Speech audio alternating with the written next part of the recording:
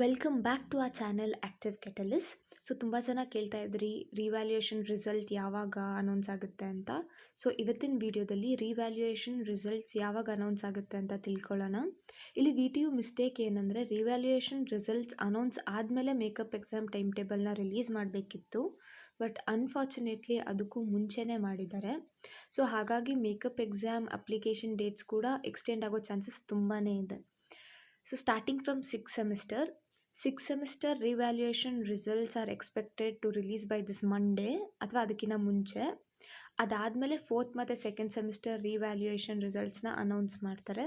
So overall you can expect all the results to be announced by the end of next week. ನಿಮ್ಗೇನಾದರೂ doubt ಇದ್ದರೆ like revaluation ರಿಸಲ್ಟ್ಗೆ wait ಮಾಡ್ತಾ ಇದ್ದೀನಿ, ಅದಕ್ಕೆ release ಆಗೋಕ್ಕೆ ಮುಂಚೆನೇ ನಾನು ಮೇಕಪ್ ಎಕ್ಸಾಮ್ಗೆ ಅಪ್ಲೈ ಮಾಡೋದಿಲ್ಲ, ನಾನು ಪಕ್ಕ ಪಾಸ್ ಆಗೇ ಆಗ್ತೀನಿ ಅಂತ ಅನ್ನೋರಿದ್ದರೆ ಕಮೆಂಟ್ ಬಾಕ್ಸಲ್ಲಿ ನಿಮ್ಮ ಬ್ಯಾಕ್ಲಾಗ್ ಸಬ್ಜೆಕ್ಟ್ಸಲ್ಲಿ ಎಷ್ಟು ಮಾರ್ಕ್ಸ್ ಬಂದಿದೆ ಅನ್ನೋದನ್ನ ತಿಳಿಸಿ. So that I will suggest based on it.